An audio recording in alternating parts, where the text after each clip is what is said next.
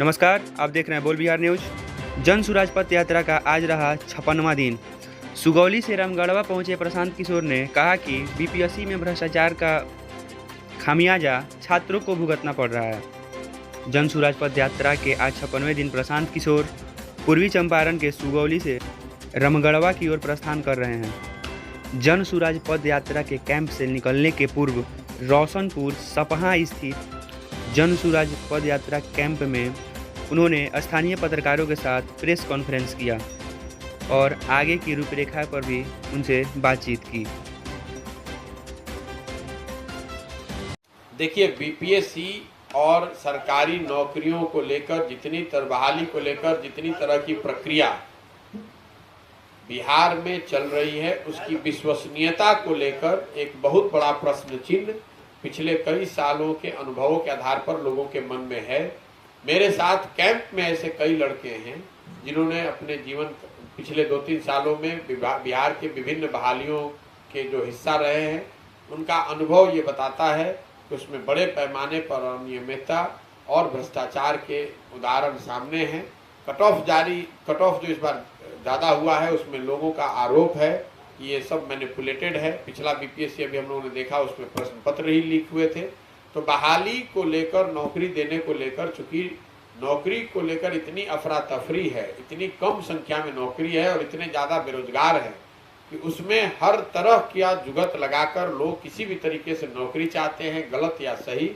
और सरकारी व्यवस्था इतनी बेहतर या फुल प्रूफ है नहीं, जिसकी वजह से लोग भ्रष्टाचार के माध्यम से, संबंधों के आधार पर, जातीय आधार पर या जिस तरीके से भी उसमें घुस सकते हैं। जैसे आप देखते हैं कि अगर कोई ट्रेन है जिसमें बोगी या सीट कम है और चढ़ने वालों की संख्या ज़्यादा है, तो अफरा तफरी होती है। लोग एक दूसरे की चिंता किए बगैर सही या गलत तरीके से उसके अंदर जाना चाहते हैं।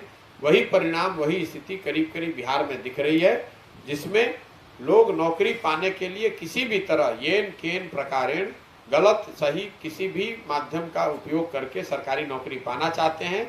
और सरकार की जो व्यवस्था है, जो बिल्कुल एक तरह से ध्वस्त है, वो उसको मैनेज करने में, उसको एक तरह सुचारू तरीके से चला पाने में असक्षम है। इसी वजह से ये समस्या आ रही है। अरेराज और पहाड़पुर एरिया में बेतिया राज की जो गर्मजरुआ जमीन है, जिसको खाता नंबर 82 करके जिसका दाखिल खारिज रोक दिया गया है।